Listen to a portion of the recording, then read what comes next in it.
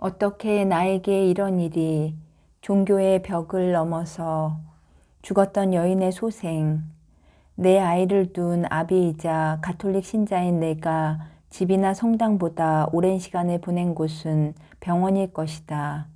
아픈 사람들과 때려야 뗄 수 없이 살아오면서 참으로 소중하고도 귀한 인연을 많이 맺었다.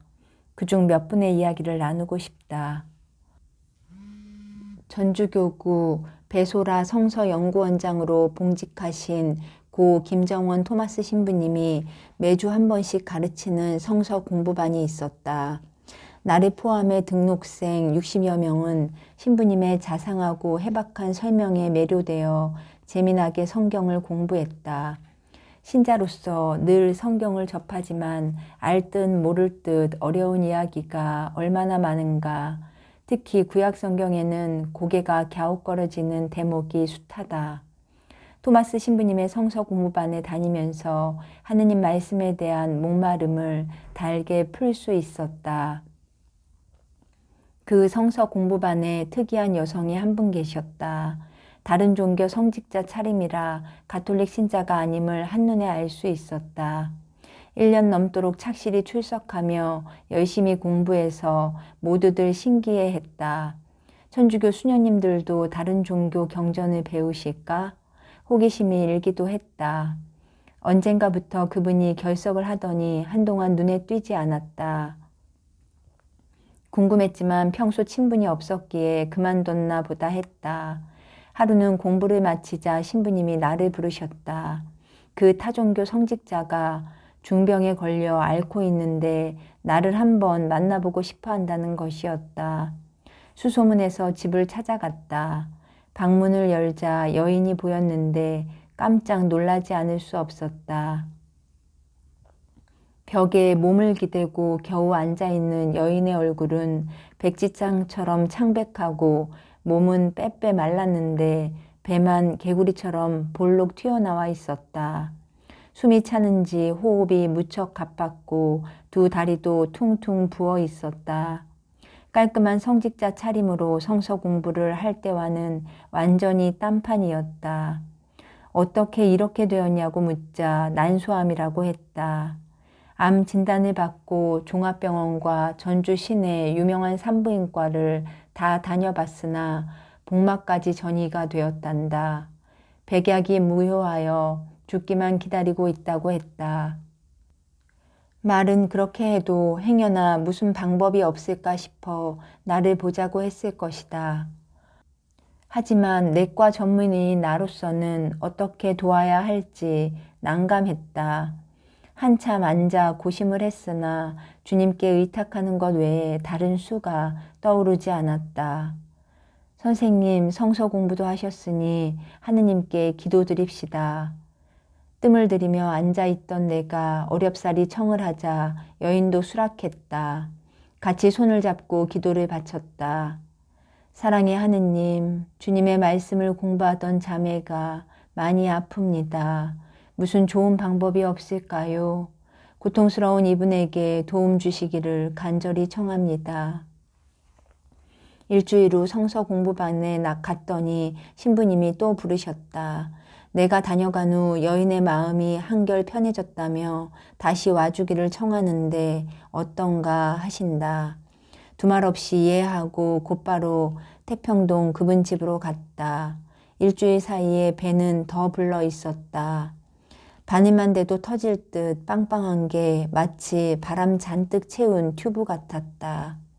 불러오른 배에 한방 뜸을 뜨다가 화상을 입은 곳은 세균 감염이 됐는지 고름까지 줄줄 흘러나왔다. 설상의 가상의 눈 위에 또 서리가 내린 격이었다. 너무 안타까워 우두커니 바라보기만 했다. 한참을 앉아있다가 어려운 권유를 했다. 자매님이 믿어온 종교도 훌륭하고 좋겠지만 제 말을 좀 들어보세요. 천주교에는 물과 성령으로 새로 나지 않으면 구원받아 천국에 들어갈 수 없다는 말씀이 있어요. 물로 씻는 예식을 세례라고 하고요. 교육을 받아야 되지만 상황이 급하면 신부님이 비상으로 세례를 주실 수도 있습니다. 병원에 입원해서 세례를 받으시고 죽든지 살든지 기도하면서 시험 개복 수술을 받아보시는 것이 어떻겠습니까? 시험 개복 수술은 우선 배를 열어보고 어떻게 치료할지 판단하는 최후 비상수단이다. 여인은 한없이 고개만 끄덕였다. 사랑의 주님께서 모든 것이 좋은 결과를 이룰 수 있도록 이끌어 주십사 기도하고 그 집을 나왔다. 다음날 여인은 우리 대학병원 내과에 입원했다. 오후 늦지막이 신부님을 모시고 병실을 방문해 함께 기도드렸다. 이튿날 출근길에 여인의 병실부터 찾았다. 나를 보자 환자는 물론 가족들도 기적이 일어났다며 야단이었다. 아직 치료도 안 했는데 무슨 기적? 눈이 동그래지는 내게 남편이 흥분 어린 목소리로 말했다. 지난 6달 동안 집사람은 숨이 차고 배가 불러서 자는 둥 마는 둥 뜬 눈으로 밤을 지새우기 일쑤였어요. 한데 어젯밤 선생님과 신부님이 다녀가신 후 어린애가 요람에서 잠자듯 내내 숙면했습니다. 이게 기적이 아니면 뭡니까? 오늘 중으로 세례를 받겠답니다. 반가워서 얼굴이 환해지는 내게 남편이 한 가지 청을 했다. 장모님이 아내와 같은 종교의 독실한 신자란다. 아침 이른 시간과 오후 5시 이후를 피해 장모님이 없을 때 세례를 받으면 좋겠다는 것이었다. 점심 무렵이 괜찮겠다고 약속을 잡았다. 오후 2시에 신부님이 영대를 걸치고 세례수를 갖고 오셔서 마리아라는 본명으로 세례를 베푸셨다. 여인은 진지한 표정으로 예식에 임했다. 세례식을 마치며 끝기도를 하는 중이었다. 어머나 하는 누군가의 외침에 얼핏 눈을 뜨니 여인의 모친께서 병실로 들어서고 계셨다. 신부님이 무언가를 들고 있고 여인은 두 손을 모은 채 기도하는 자세였다.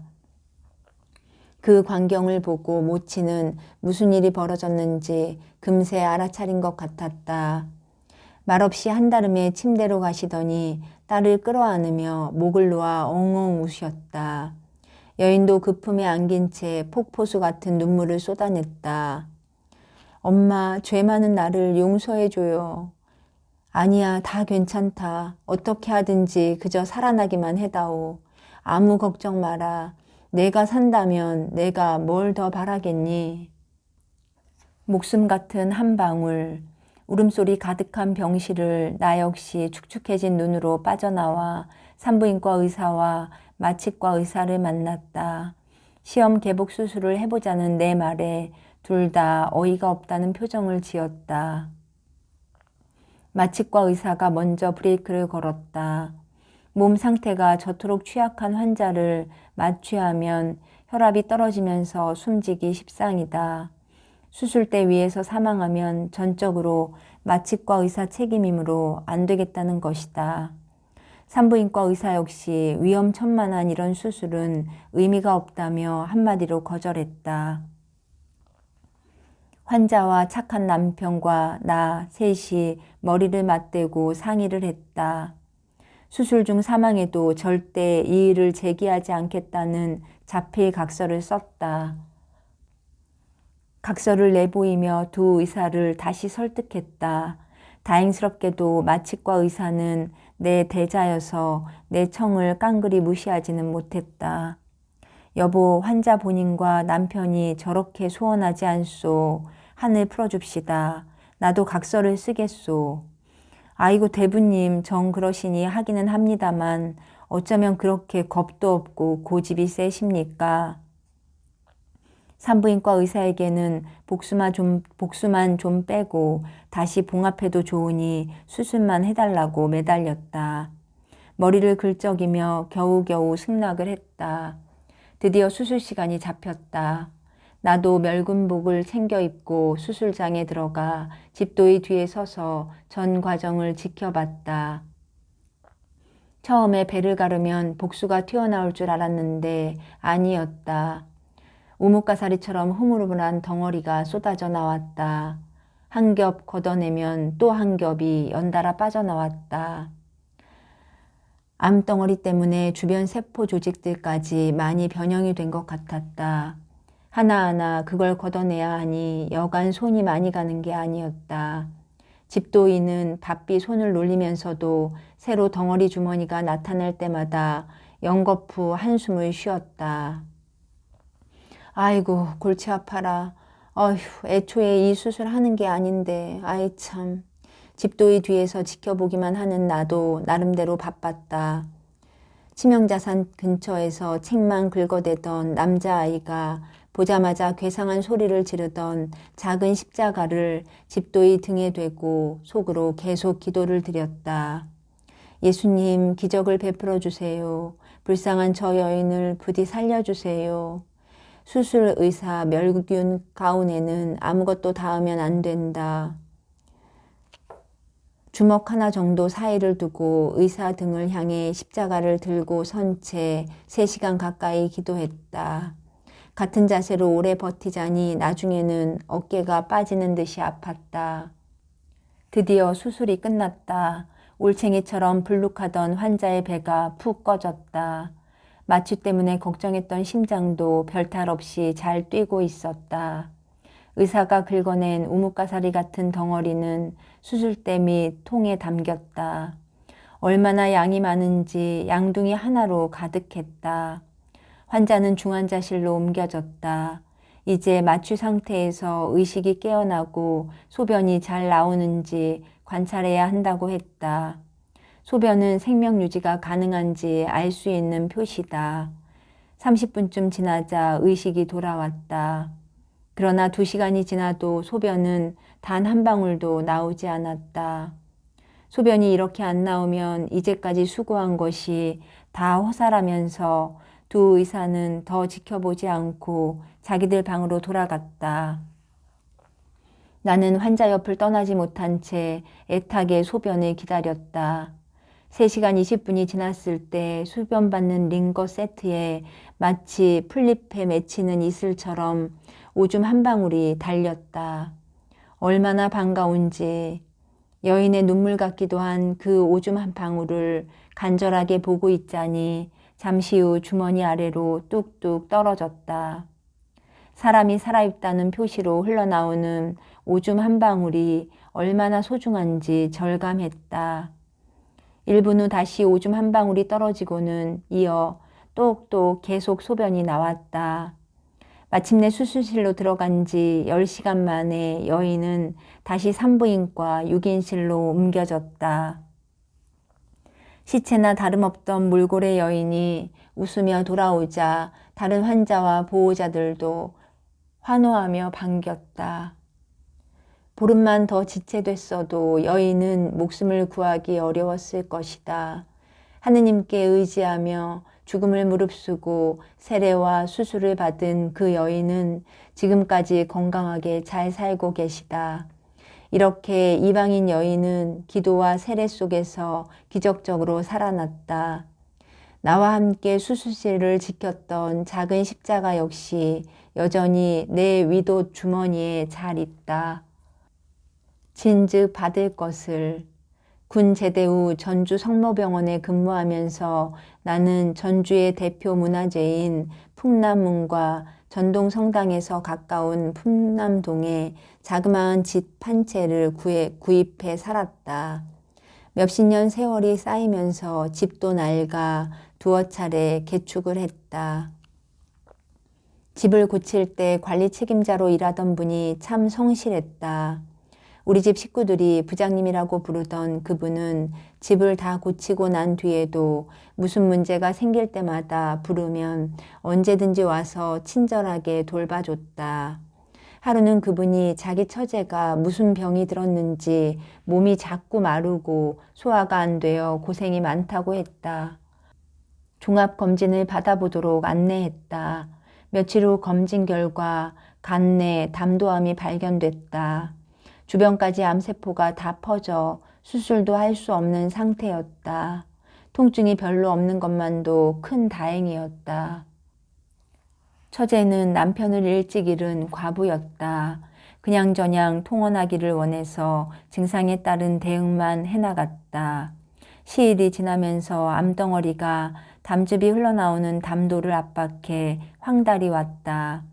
점차 황달이 심해지면서 전신이 노랗게 변했고 그로 인한 가려움증으로 힘들어했다. 지켜만 보다가 어느 날 형부한테 슬그머니 알려주었다. 그냥 두면 담도가 막혀 한두 달 안에 운명하게 될 것 같다고. 불쌍해서 어쩌나, 가엾어 어쩌나. 생명을 좀 더 연장시킬 방법이 없겠냐며 나를 보는 형부의 두 눈에 눈물이 그렁그렁했다. 담도에 비닐관을 꽂아 담즙을 몸 밖으로 빼내는 수술을 받도록 권했다. 옷 속에 차고 다니는 비닐주머니로 하루 700에서 1000cc의 담즙을 받아내는 것이다. 수술을 하자 상태가 꽤 좋아져 집에서 약만 타다 먹어도 됐다. 가끔씩 처제는 으슬으슬 추우면서 열이 나고 통증으로 아파 죽겠다면서 응급실로 달려오곤 했다. 비닐관이 빠지면서 복막으로 둘러싸여 있는 복강으로 담즙이 흘러 들어가면 나타나는 증상이다. 응급실에서는 외과와 방사선과 의사가 협력해 신속하게 비닐관을 바꿔 끼워주었다. 시간이 지나면서 비슷한 일이 여러 차례 일어났다. 그때마다 양쪽 의사의 일정 맞추기가 그리 쉽지 않고 응급실 입원비도 만만치 않았다. 비닐관 문제에 익숙해지자 처제는 응급실로 가는 대신 나를 먼저 찾아왔다. 그때마다 환자를 데리고 응급실로, 외과로, 방사선과로 데리고 다니며 문제를 해결해 줬다. 어떤 날에는 비닐관이 빠지지는 않았으나 관이 꽂혀있는 피부 주위가 많이 상해 고름이 흘러나왔다. 열이 나는지 오싹오싹 한기도 든다고 했다. 그 정도면 굳이 외과로 가지 않아도 될 것 같아 내가 깨끗하게 소독한 뒤 드레싱을 해드렸다. 처제는 감사하다고 거듭거듭 머리를 숙였고 나도 연신 괜찮다고 답례를 했다. 그러던 어느 날 여러 정황으로 미루어 보아 몇 달 뒤면 처제는 세상을 떠날 것 같았다. 안타까웠다. 육신의 생명은 어느 정도 연장을 해왔지만 영혼의 구원은 어찌한다. 마침 진료실에는 외래 환자가 다 끝나서 처제와 간호사와 나 이렇게 셋이만 있었다. 아주머니, 내가 나직이 부르자 그분은 왜요? 하는 눈길로 쳐다봤다. 아주머니 무슨 교회 다니시지요? 예, 그렇습니다. 얼마나 다녔나요? 오래됐습니다. 내가 천주교 신자인 줄은 아세요? 그렇고 말고요. 소문 많이 들었습니다. 나는 대세와 천국과 구원에 대해 간단히 설명하며 영세를 권했다. 내 말이 끝나기 무섭게 처제는 얼굴이 벌겋게 달아오르면서 화를 냈다. 다시는 내게 그런 말씀하지 마세요. 또 그러시면 박사님께 치료받으러 오지도 않겠습니다. 아, 알았습니다. 걱정하지 마세요. 없던 일로 하겠습니다. 이 일과 상관없이 아프면 언제든지 오세요. 제가 계속 잘 돌봐드리겠습니다. 예수님은 고아와 과부를 잘 돌보라고 특별히 당부를 하셨다. 다른 종교의 열심인 분이지만 예수님 말씀을 생각하며 그분이 올 때마다 계속 편리를 제공해 드렸다. 5달이 지나자 더 이상은 통원 치료가 힘들 만큼 상태가 나빠졌다. 울먹이는 형부에게 1달 정도는 목숨을 연장할 수 있으니 입원하는 게 좋겠다고 조언했다. 내과병동 6인실에 입원한 환자는 언니도 언니지만 형부를 무척 의지하고 잘 따랐다. 병실에서 하루하루 쇠약해져 가는 환자를 볼 때마다 내 마음속에는 영혼 구원에 대한 안타까움이 자꾸 커졌다. 그래서 어느 날 형부를 따로 불러 조용히 제안을 했다. 부장님, 천주교에는 대세라는 것이 있어요. 처제가 돌아가시기 전에 병원 신부님 모시고 조용히 우리끼리만 알고 세례를 줘서 천국에 올라가시도록 해봅시다. 그러자 이분도 정색을 하고 눈을 부릅뜨며 불쾌해했다. 박사님, 제가 박사님을 존경하니 무엇이든 다 도와드리겠습니다. 그렇지만 오늘 같은 말씀은 다시 하지 말아주세요. 아, 알았습니다. 미안하고요. 다신 안 그럴게요. 최선을 다해 편안히 임종을 맞으시도록 도와드립시다. 아멘. 소화를 못 시키니 자연 먹지도 못해 환자는 링거 주사로만 버텼다. 혈압도 90에 60선을 머무르며 서서히 생명의 불이 꺼져가고 있었다. 어느 날 오전 진료를 마치고 점심을 먹기 위해 교수 식당으로 가는 중이었다. 내과 병동에서 갑작스런 연락이 왔다. 처제 환자가 지금 위독한데 꼭 나를 보기 원한다는 것이다. 부랴부랴 6층으로 올라갔다. 아주머니 좀 어떠세요? 물끄러미 나를 쳐다만 볼 뿐 환자는 아무 말이 없었다. 어디 통증은 없습니까? 역시 말없이 고개만 내저었다. 맥을 잡아보니 약하고 빨랐다. 한참 동안 우리 둘은 서로 눈길만 주고받았다.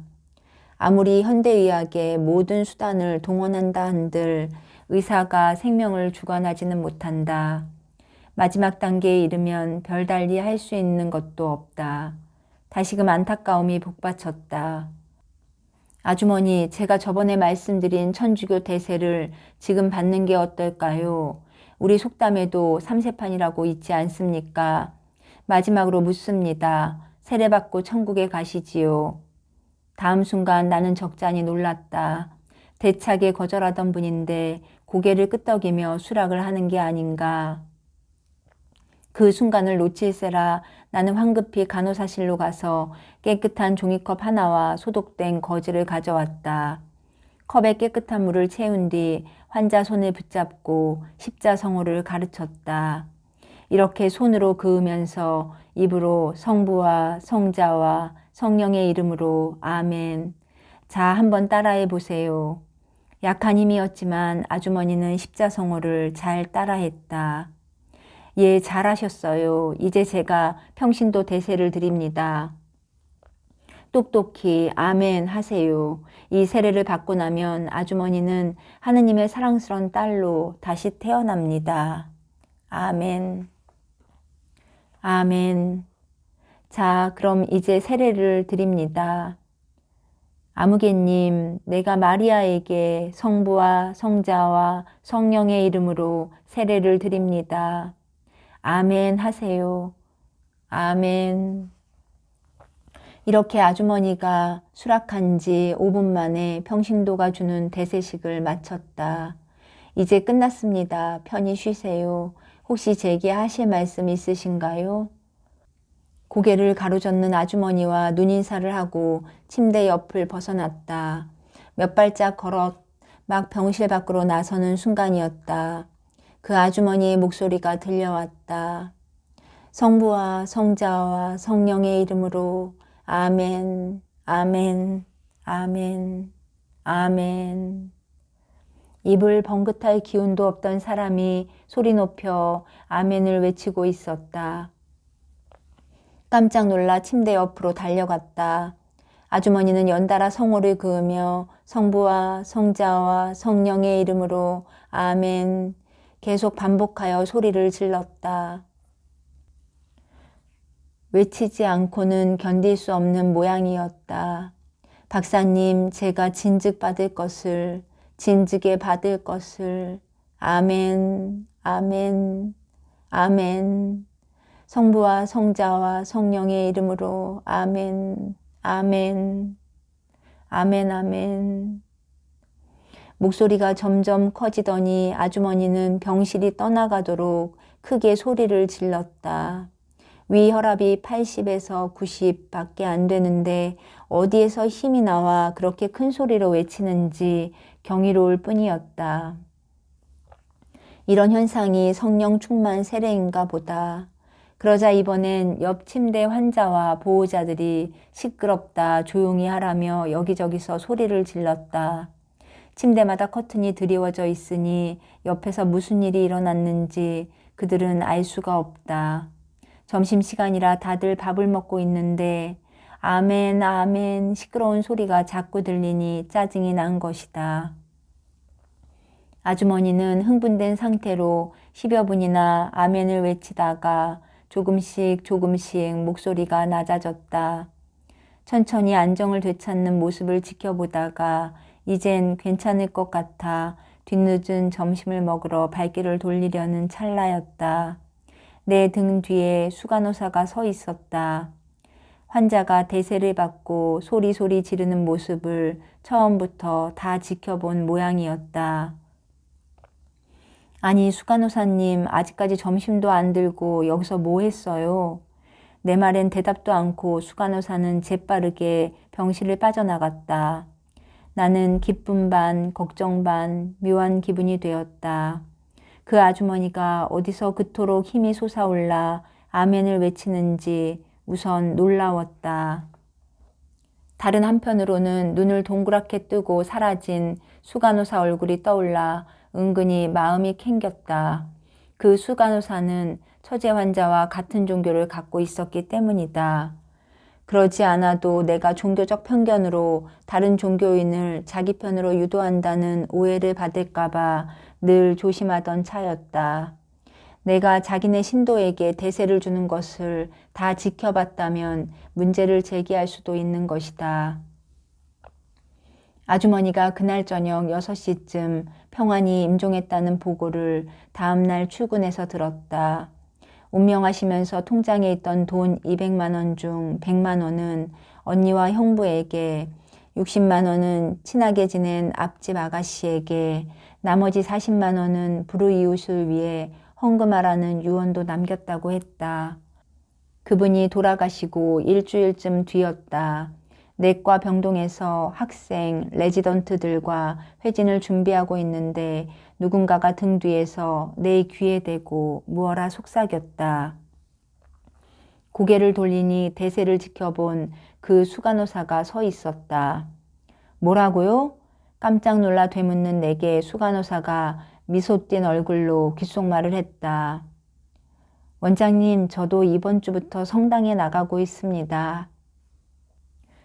무엇이 수십 년 동안 간직했던 종교를 하루아침에 바꾸게 한 것일까?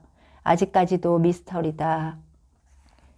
여러분 안에 계셔서 여러분에게 당신의 뜻에 맞는 일을 하고자 하는 마음을 일으켜 주시고 그 일을 할 힘을 주시는 분은 하느님이십니다.